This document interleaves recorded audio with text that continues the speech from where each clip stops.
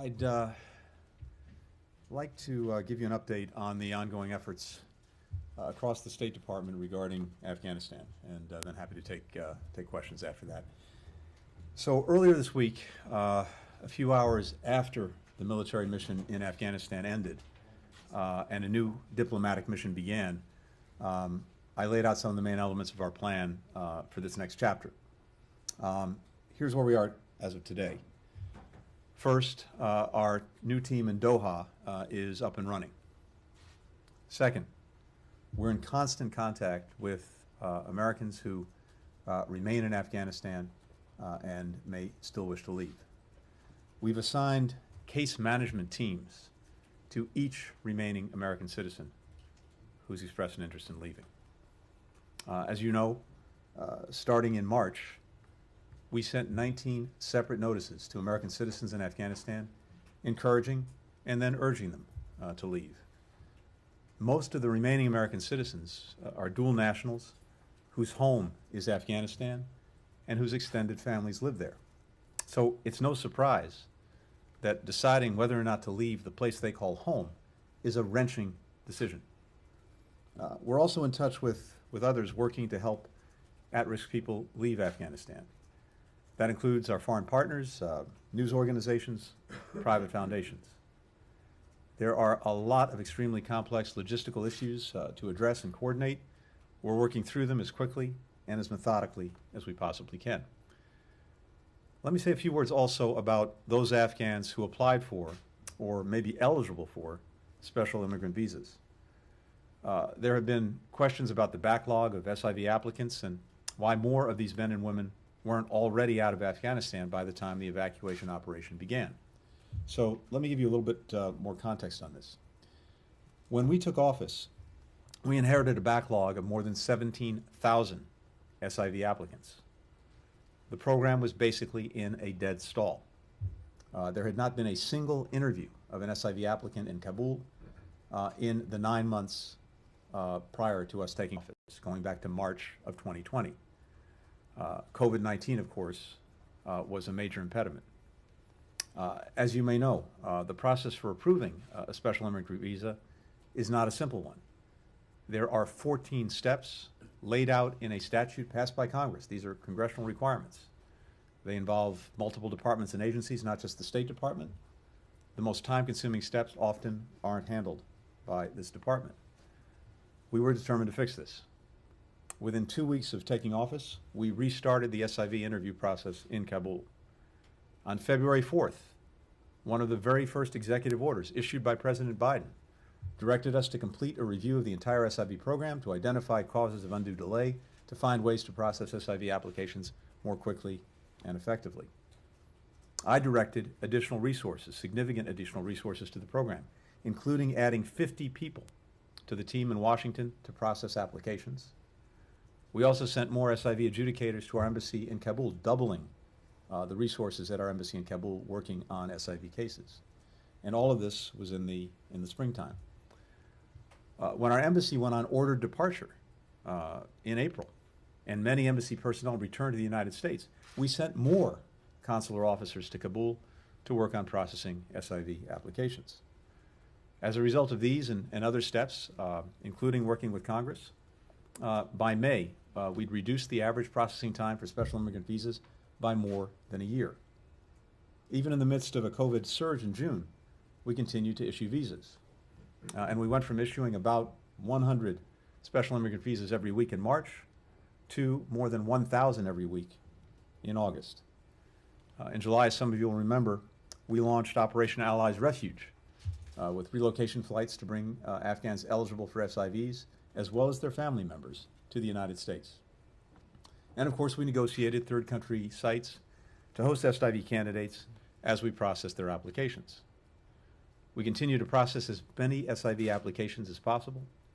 We're exploring alternative ways to process applications so applicants don't have to wait in Afghanistan until we're finished, but instead, if they can get to a third country for additional processing before coming to the United States. We've also now learned from hard experience that the SIV process was not designed to be done in an evacuation emergency. There are lessons here that we need to learn, we will learn, even as our work continues, ways to make the program run more efficiently, more effectively. One final note on the SIVs. I want to thank the many veterans of the war in Afghanistan who are working individually or through veteran service organizations to help Afghans who help them. State Department officials conferred with the veterans groups throughout the evacuation operation. I just spoke with several of them, along with Dennis McDonough, the Secretary of Veterans Affairs, who are using their voices, their networks, their resources to do all they can to help their friends and comrades. We will partner with them on how to help SIV candidates in Afghanistan. They have ideas that we'll be incorporating into the planning and work that we're doing. We have a relocation task force that is up and running right now, and the information, the ideas that we're getting from the veterans community are being put into that process. And simply put, I shared our gratitude to them for their incredibly important and passionate advocacy. Helping these Afghans is more than a priority for us. It is a deeply held commitment, and it's an ongoing one. We're going to do everything we can to keep it in the days, weeks, and months ahead. Third, our diplomacy with allies and partners continues to intensify. That diplomacy has already produced a statement signed by more than 100 countries and a UN Security Council resolution that makes clear the international community's expectations of a Taliban-led government, including freedom of travel, making good on its commitments on counterterrorism, upholding the basic rights of Afghans, including women and minorities, and forming an inclusive government and rejecting reprisals. In a couple of days on Sunday, I'll be heading to Doha, where I'll meet with Qatari leaders to express our deep gratitude for all that they're doing to support the evacuation effort. I'll also have a chance to meet with Afghans, including our locally employed staff from Embassy Kabul, who are now safely in Doha preparing for their journey to the United States. And I'll convey our pride and thanks to the diplomats, troops, and other U.S. government employees in Doha who are doing truly heroic work around the clock to keep this process moving forward as quickly and humanely as possible. From there, we're heading to Ramstein Air Base in Germany, where, again, I'll have a chance to meet with Afghans awaiting processing and the Americans who are staffing that effort. I'll also meet with Foreign Minister Maas of Germany, and we'll hold a ministerial meeting on Afghanistan with him live and then virtually with other partners. It'll include more than 20 countries that all have a stake in helping to relocate and resettle Afghans and in holding the Taliban to their commitments. Fourth, we continue to maintain channels of communication with the Taliban on issues that are important to us, starting with the commitment to let people leave Afghanistan should they choose to do so. Fifth, we're working closely with our partners Qatar and Turkey to help get the airport in Kabul up and running as quickly as possible. Sixth, on the humanitarian front, the U.S. Treasury Department has issued specific licenses to allow U.S. government agencies, contractors, and grant recipients to continue to provide critical and life-saving humanitarian aid to the people of Afghanistan, despite sanctions on the Taliban. Consistent with our sanctions, this aid will not flow through the government, but rather through independent organizations. Seventh, we've heard from many private companies, NGOs, foundations, looking to help welcome Afghans arriving in the United States. Some have already made very, very significant pledges. That's terrific. It's also not surprising. That's what we do. The United States stands apart from many for our global leadership in private philanthropy and welcoming immigrants and refugees into our communities. That's part of our DNA. We're issuing a call to action to other companies and organizations that want to help Afghans starting new lives in the United States. We will help you find a way to make an impact. Last night I had a chance to go out to the Dulles Expo Center, some of you may have visited, where I saw the incredible operation that we, together with DHS, DOD, HHS, USAID, are running to welcome new Afghan arrivals when they first touch down in the United States. Many thousands of people have fled fear and desperation and now hope for a better life and future here with us. And our people made that happen. Earlier today, I had a chance to meet with our team from Embassy Kabul, back home in the United States. I spoke with employees across the department at an all-hands town hall. These past few weeks have been very intense. They've demanded a lot from a lot of people here at the department, people who rose to the challenge and continue to give their all. I talked to colleagues, consular officers who were on the line, shoulder to shoulder with the Marines, including those who lost their lives, literally pulling people into the airport and into safety and ultimately onto freedom.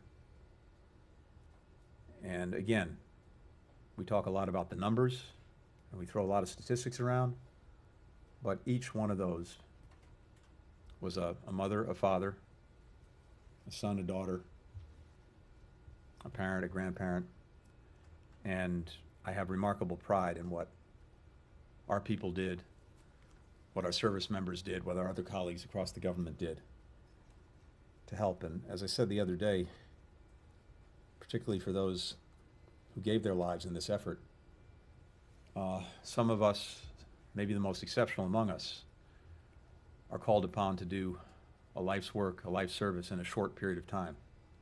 And those 13 did a life's work of service in a very short period of time.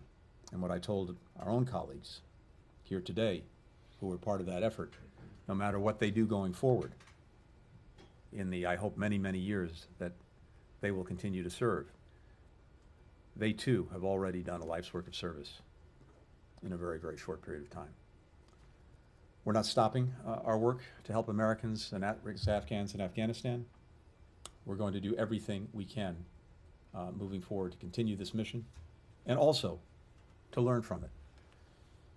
We owe it to ourselves, we owe it to the American people to reflect on what we did, how we did it, what worked, what didn't, what we can do better. We'll deliver on that too. And with that, I'm happy to take any questions. Thank you. Hello, Mr. Secretary. Thank you for being here today. I want to ask you two questions. One is about the headlines of the day, and the other one is a wider issue you just mentioned. Mm-hmm. The first one is we have reporting today that Taliban co-founder Mullah Abdul Ghani Baradar will lead a new Afghan government set to be announced soon. I would really like your reaction to this. What does the U.S. government think about this new specific government? And I know that you have mentioned this, certain criteria and principles. I really would be super keen to get your take on this specific government. And the second one is, I would like to ask you about accountability. And you just said, you just talked about reflecting upon what happened, what went wrong. And this is not to in any way diminish the work of this department and anybody else, as a person. But you and others in this administration have said there will be a time and place for that kind of accountability. National Security Advisor Jake Sullivan specifically referred to it as a hot wash. So where is the State Department in that process?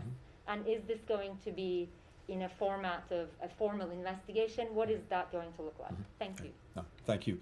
So with regard to the government, we've seen different reports of a government in formation. I've not seen anything final or dispositive of what that government looks like, who's in it, who's not. So I'm going to reserve comment and judgment until we see that. That may be coming up in the hours ahead, in the days ahead, but I haven't seen anything final. But I'd say two things about it.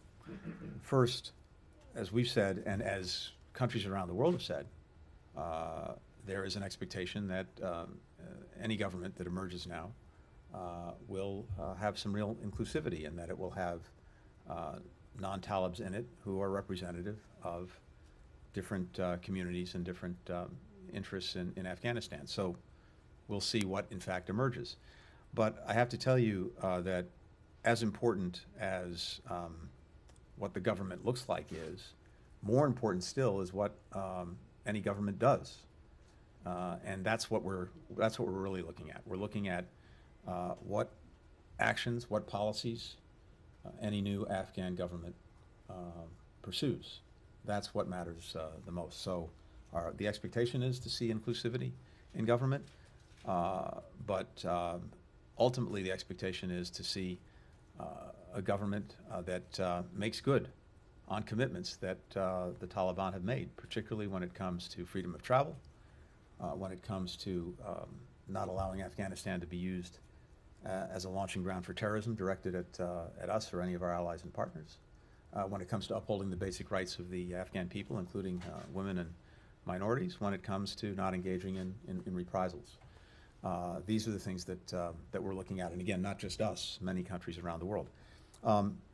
Second part of the question, we are committed to looking at everything we've done from day one through the present, and to draw lessons from it. I think that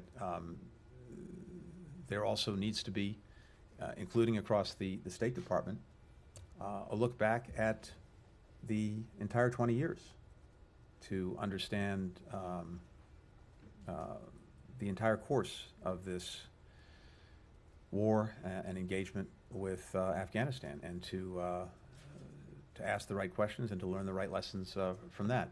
So we'll have more, I'm sure, in the days and weeks ahead about what process we're going to be engaged in, but we are committed to doing that. Margaret. Thank you very much, Matt. Mr. Secretary, State Department officials said the other day that the majority of Afghans who are special immigrant visa recipients were left in Afghanistan. I'm wondering if you have a specific number on that. When you said today that one option would be a third country for processing to cut through the bureaucracy, are U.S. taxpayers giving money to do that? How does that work? Mm-hmm. Is that just a theory on paper, or are things actually in process to get them out right now? First of all, Margaret, good to see you. Thank you. Welcome back. A few things on this. So I think, as you know, we have evacuated roughly 124,000 people. Many remain at the so-called lily pads as they're being processed and then moved, in many cases, onto the United States, or in some cases to other places.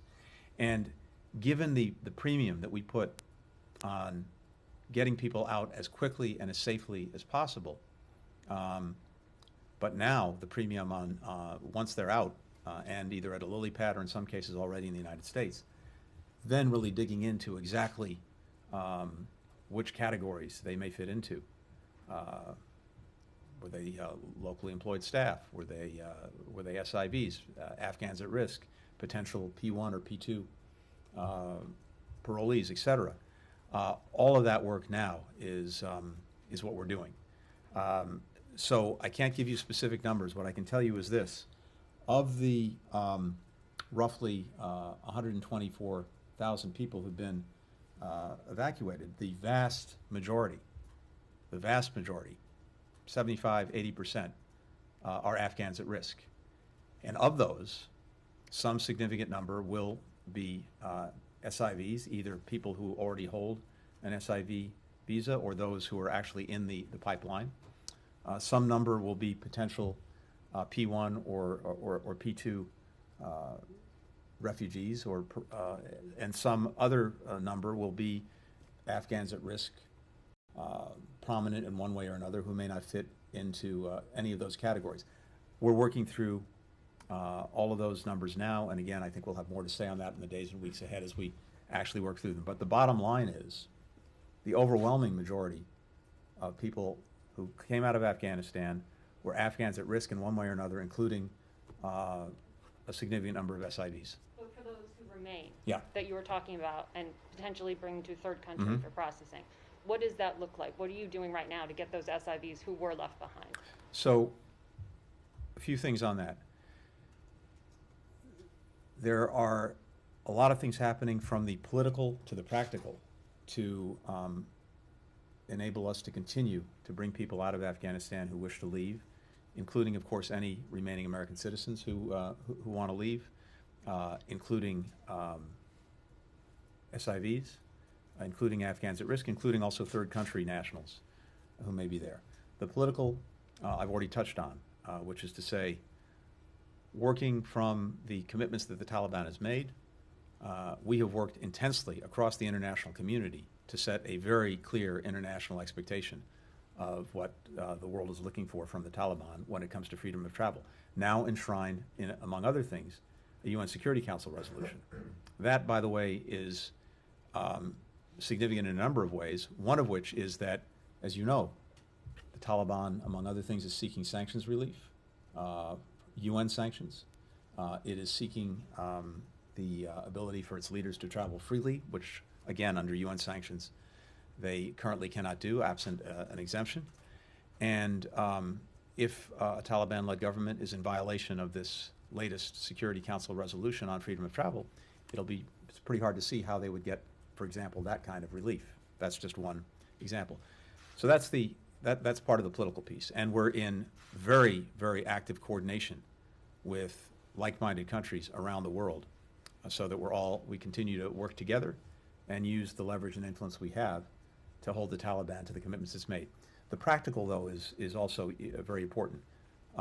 Making sure that there is the ability for people to travel as a practical matter. The airport in Kabul, where a tremendous amount of work was done in the last days of the military evacuation operation to make sure that we got and then shared with other countries the very detailed information necessary for how to get the civilian airport up and running once we left, including even bringing the American contractors back who've been running the airport for 20 years. And we've shared a tremendous amount of very detailed information, and some of our partner countries are now working to make that real. Second, looking, and I'm not going to go into detail here, but looking at different ways of being able to travel out of Afghanistan across land, and again, some of that will be self-evident, as well as making sure that we have very clear and precise plans to help people as necessary use those routes outside of Afghanistan. So all of that is being put into place as we speak. Alex. Thank you, Ned. Mr. Secretary. It's been 4 days since you stood here and talked about the 100 to 200 Americans who remain. In those 4 days, has that number changed at all?